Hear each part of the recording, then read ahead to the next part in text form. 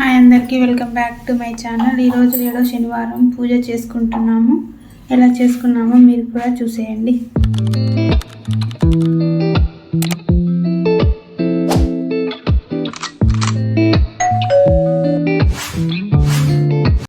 మార్నింగే వాకిలి కడిగి ముగ్గు వేసింది మా అమ్మ. అలాగే మార్నింగే గడప పూజ కూడా చేసుకున్నాము. గోవిందుడి కృప వల్ల మనం 7వ శనివారం వరకు వచ్చాము. ఏ పూజ చేసుకున్నా ముందుగా గణేశుని పూజ చేసుకోవాలి. ఎందుకంటే వ్రతంలో ఎలాంటి విఘ్నాలు రాకుండా గణేశుడు ముందుగా అనుగ్రహిస్తాడు. అందుకే గణేశుడికి ముందుగా పూజ చేసుకుంటున్నాము. ముందుగా గణేశుడికి పుష్పాలతో కొన్ని అక్షంతలతో పూజను చేసుకుంటున్నాము. స్వామివారి కృప వలన స్వామివారి నామాలు చదువుకుంటూ గణేశుడి పూజను చేసుకుంటున్నాము. వెంకటేశ్వర స్వామి కృప వల్లనే మేము 7 శనివారాల వరకు వచ్చాము. అంతా స్వామివారి కృప మా పైన ఉంది అని అనుకుంటున్నాము. ఏ ఆటంకాలు రాకుండా వరుసగా 7 శనివారాలు మేము పూర్తి చేసుకున్నాము. వినాయకుడి పూజ పూర్తయిన తర్వాత స్వామివారికి అగరబత్తి ధూపాన్ని ఇస్తున్నాము. వినాయకుడి పూజ అనంతరం మేము వెంకటేశ్వర స్వామి పూజను మొదలు పెట్టుకున్నాము. వెంకటేశ్వర స్వామి వారు అలంకరణ ప్రియుడు. మాకు అనిపించిన విధంగా మేము అలంకరించాము. స్వామివారిని మేము ఈ 7 శనివారాల వ్రతంలో విగ్రహానికి పెట్టిన గంధం బొట్లు అయితే స్వయాన మేమే గంధం చెక్క నుంచి గంధం తీసి స్వామివారికి అలంకరించాము. స్వామివారికి పుష్పాలతో పూజను చేసుకుంటున్నాము. వెంకటేశ్వర స్వామివారి నామాలు వింటూ స్వామివారికి పుష్పాలతో పూజను చేసుకుంటున్నాము. అలాగే వెంకటేశ్వర స్వామికి తులసి దళం చాలా ప్రీతికరం. స్వామివారికి తులసి దళాలతో పూజను చేసుకుంటున్నాము. మేము 7 శనివారాల పూజ చేసుకుంటున్నాము. అలాగే ప్రతి శనివారం మేము స్వామివారి కృపను పొందాము. గోవిందుడి పూజ చక్కగా జరిగింది. నేను అమ్మ ఇద్దరం కలిసి 7 శనివారాలు 7 వారాలను పూర్తి చేసుకున్నాము.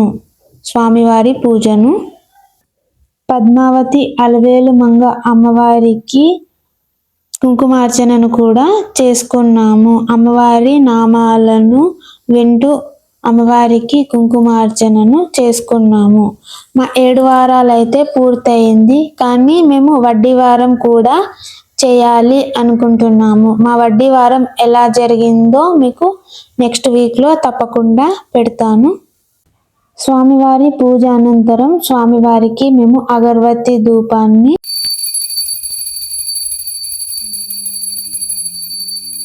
స్వామివారి పూజ చక్కగా జరిగింది.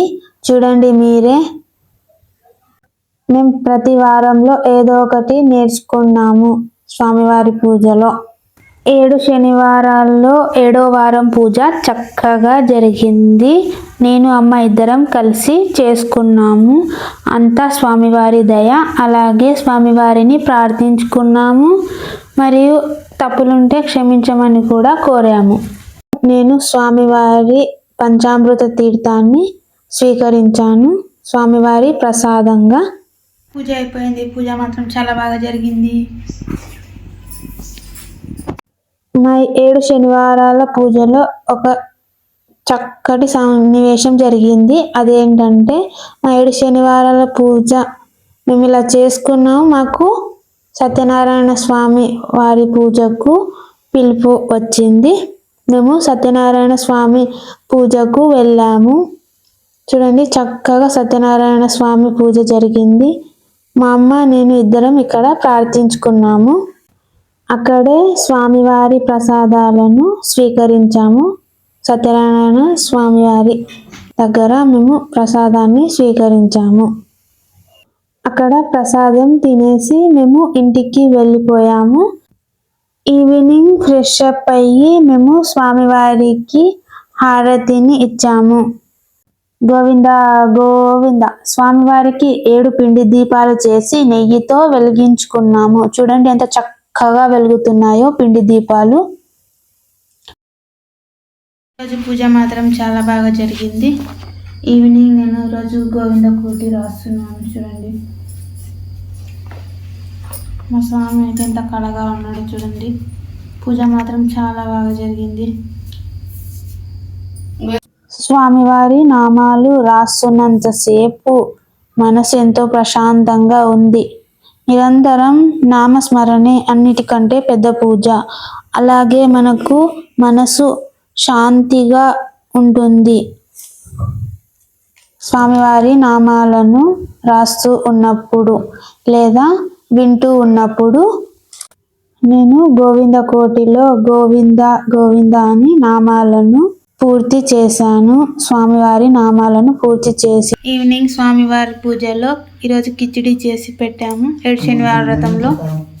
నీకు నా వ్లాగ్ నచ్చితే లైక్, షేర్, సబ్స్క్రైబ్ చేసుకోండి. Thank you for watching.